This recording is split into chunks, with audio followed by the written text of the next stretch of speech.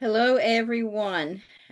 I'm thrilled to be able to speak with you all this evening, and I'm hoping that I can help address some of these questions that we all have about cancer. Now, the problem with cancer is it's actually what I call the big C word because it is the dreaded diagnosis. When I got breast cancer, I was flabbergasted.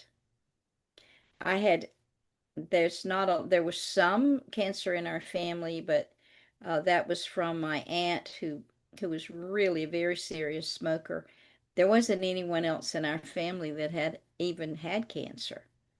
So when I got it at age 49, I was just flabbergasted. How on earth did I get cancer? Because I was the village health nut.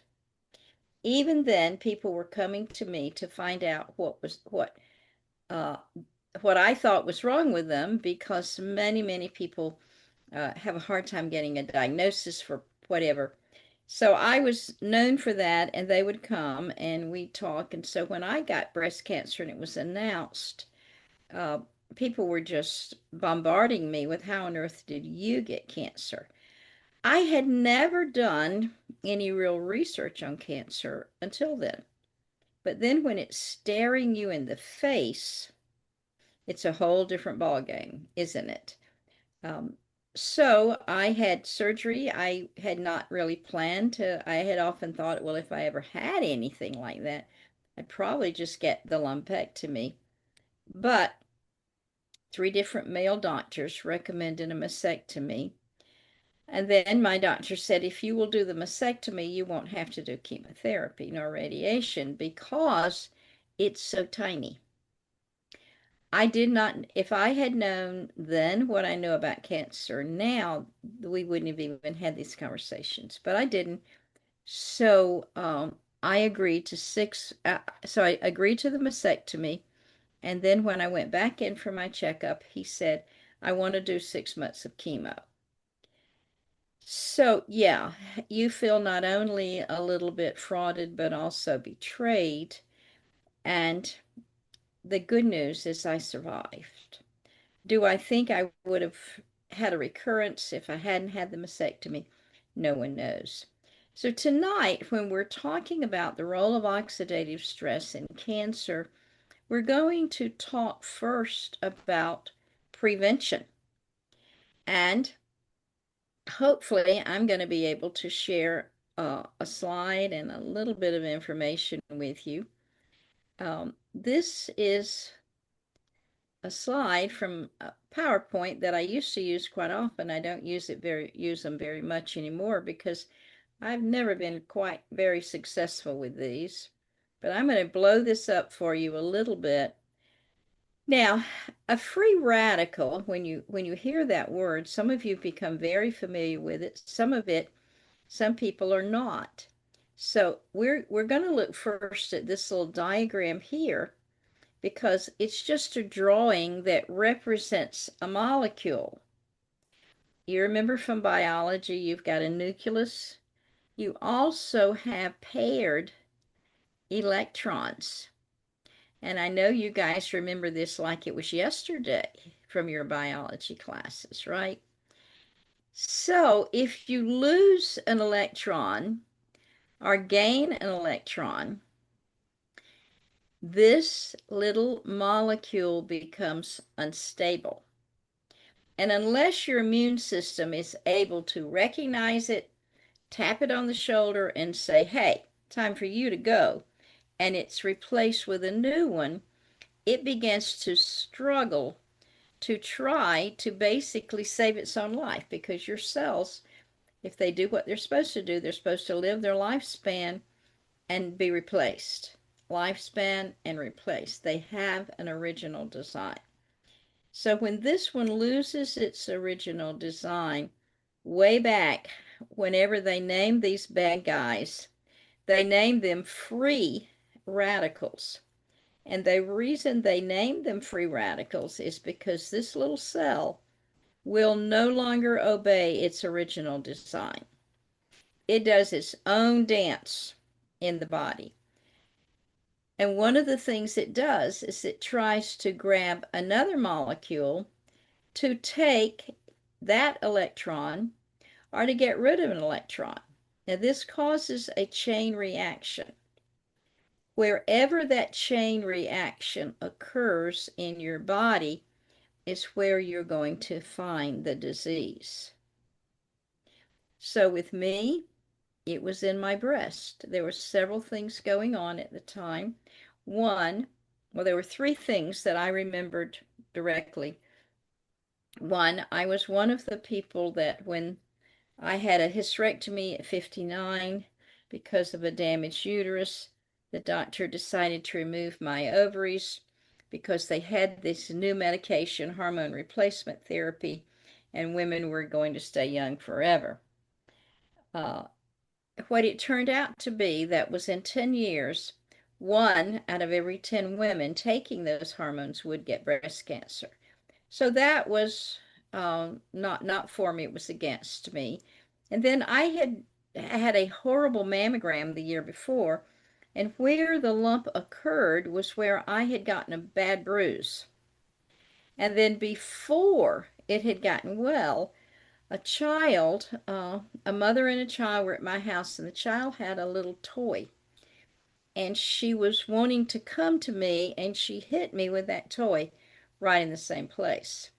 So, what did that do? Well, we know that free radicals can be caused by just normal physiology, but they can also be caused by injury. And all of these things right here, they can be caused by ionizing radiation from the sun. They can be caused by smoking. Smoking is one of the major ways these electrons become destabilized. Air pollution. I would say air pollution is number one here. So you're saying, what? Air pollution causes free radicals? Absolutely. And we have the science to prove it.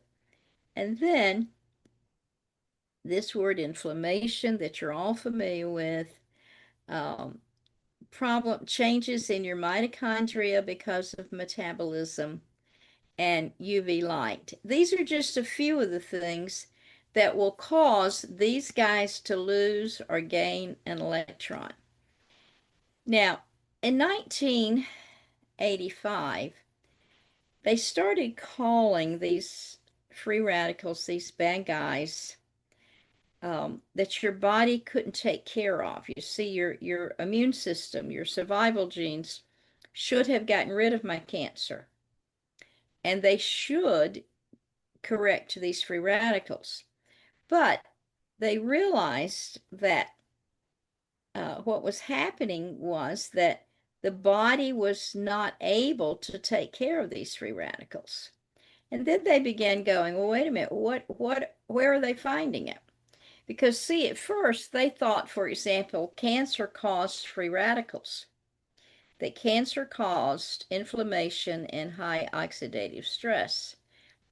And then they went, wait a minute, we've got this wrong, because if we check the heart, a damaged, diseased heart will have free radical oxidative stress. The skin, whether it's psoriasis, melanoma, or whatever, when that disease is there, they will have high free radicals. If they checked free radicals in chronic kidney disease, they saw high free radicals. The same thing with arthritis in the joints. The same thing with the lungs. If someone had COPD, asthma, cancer, when they checked there was free radical oxidative stress. So on with the brain, the immune system, the blood vessels, all sorts of organs in the body, including the eyes. So they went, wait a minute, we've got this wrong. The free radicals that cause the body to develop high oxidative stress was there before the disease. And so that's why probably around 1985, they began to say, all right, we know what causes disease. And you're like, which disease? All of the diseases are caused by high oxidative stress by cells in the body that have become free radicals. So let's take a look. Let's see if I know how to get out of this, Mary. Do I know how to get out of this? I hope so. I think I'm out of this. All right. So let's find out if I know what I'm talking about. So right now, Mary, can you see this? I can see that. Let's see. Yeah. See it? Yep. You should be looking at a screen that says the National Library Nope. of Medicine. You should be looking at the National Institute of Health. I don't see that yet, Jackie. You don't see a blue screen. No, I see the top of your earlier screen. Okay, let's see. I'm going to stop share and try it again. Okay.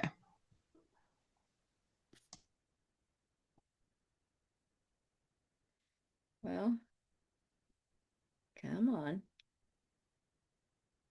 That's so weird. What are you seeing now, Mary? At the moment, I just see you.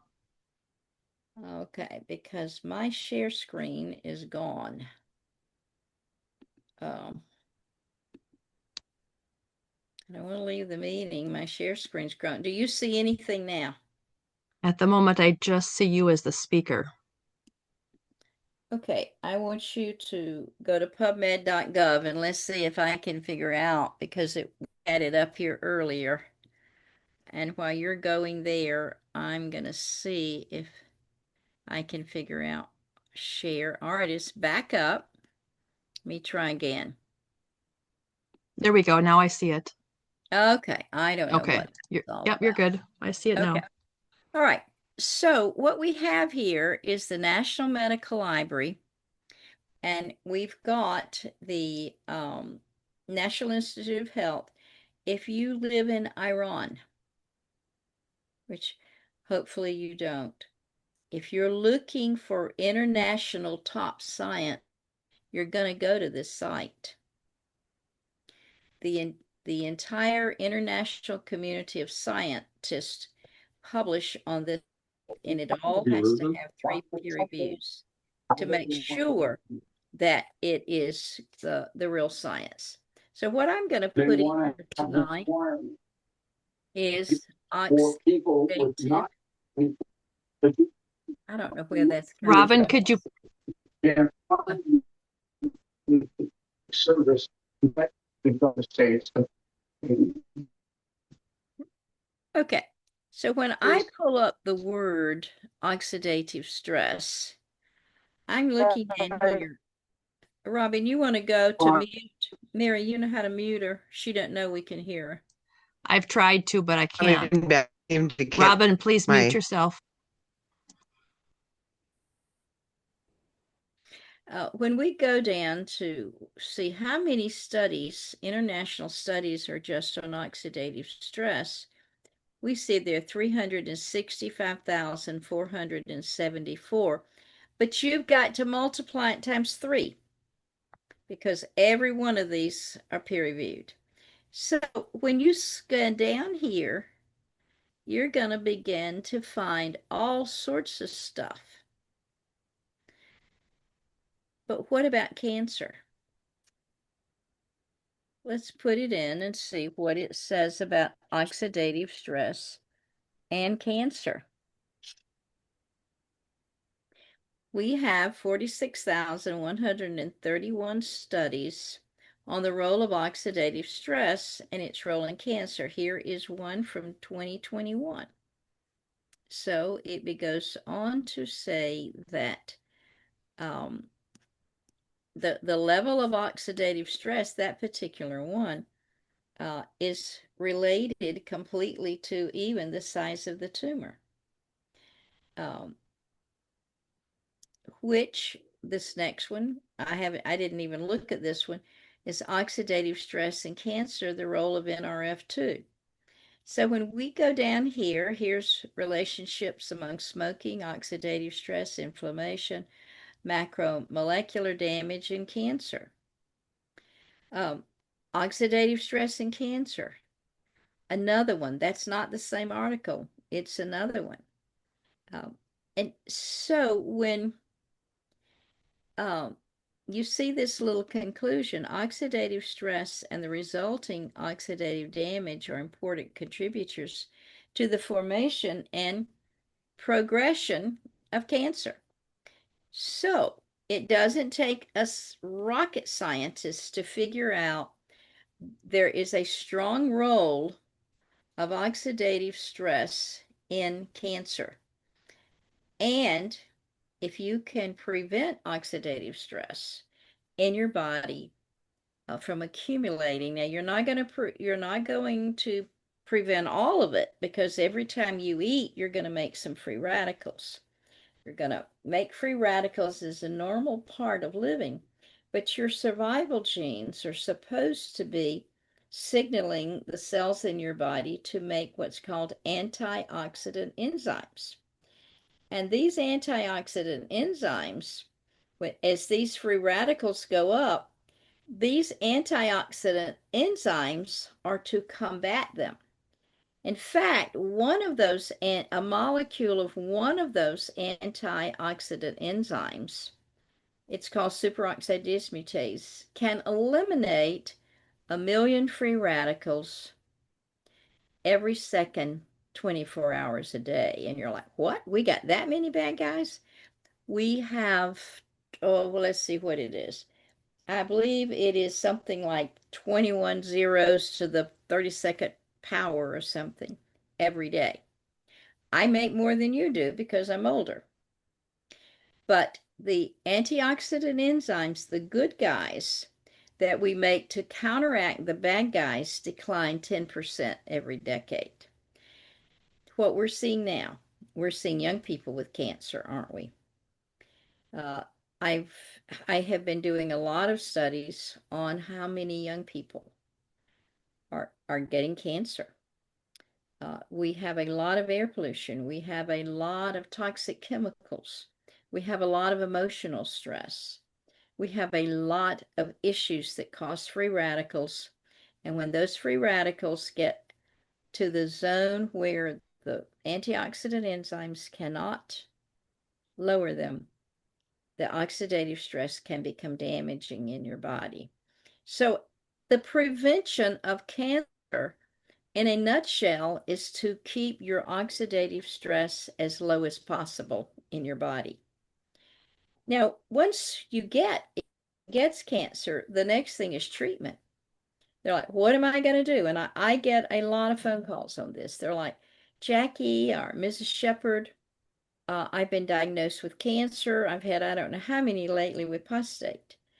And they're like, should I get surgery? Should I get chemo? Should I get radiation? Should I get this proton therapy? What should I do? And I have the same answer for all of them. I don't know.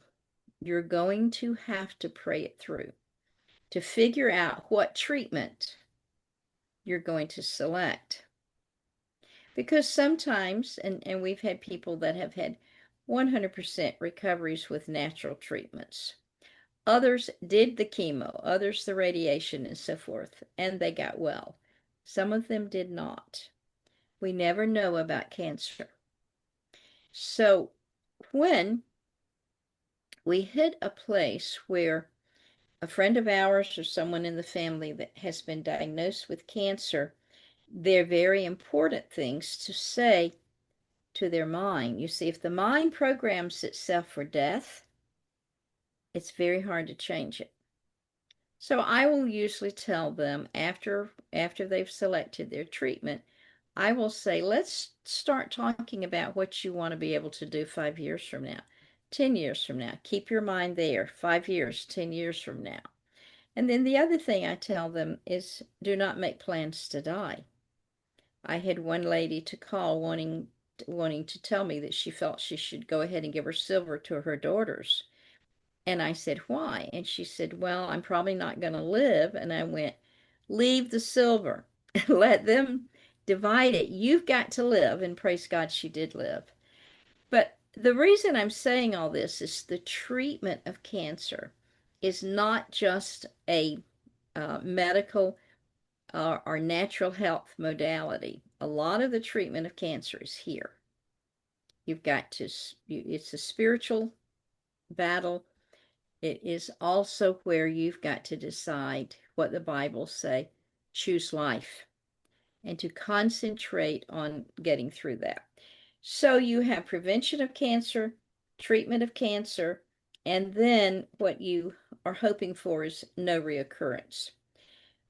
When do I see reoccurrence most often? I see reoccurrence most often when they did not find out the cause of the cancer. And when if you ask your doctor what caused this cancer, he's probably going to tell you, well, we don't know. We don't know what causes it. There are metabolic tests, such as toxic chemical tests. There's heavy metal tests. There's vitamin and mineral deficiency tests or fatty acid tests. So if you know of someone who's gotten cancer, they need to be proactive. If I have a call from a man and he has prostate cancer, I will tell him to get the glyphosate test, the Roundup test, because I know before he calls me, it's going to be sky high. So doing the chemo doesn't get rid of that glyphosate that's stored in the cells.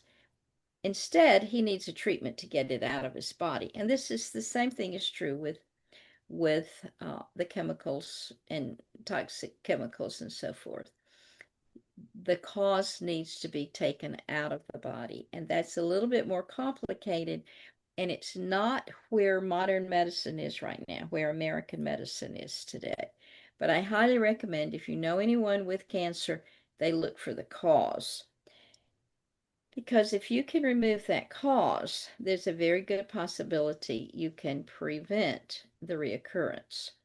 Now, the survival genes have so much to do with prevention, with the condition of the body during treatment, and to prevent reoccurrence. You need a high production of those antioxidant enzymes, especially superoxide dismutase. But I say the same thing to everyone who talks to me about cancer. There are tests that you can get now from almost any lab. And if y'all are interested, we'll get Mary to be the source of giving you the names of those, where you can take those tests to monitor your own cancer reoccurrence. So that if you see that whatever health protocol you're doing after the treatment of cancer, if you have gotten the least tiny bit of cancer, then that particular protocol is not working for you. And so you've got to go back and treat it while it's very, very small. Cancer is preventable, it is treatable, and it is very possible not to ever have it again. What I am hoping and praying is that time comes when it's an easy fix and not a hard one. Mary, when we go to question and answers, we can talk about how the how people can possibly uh, what they can do for their bodies in all three of these periods of time. Okay?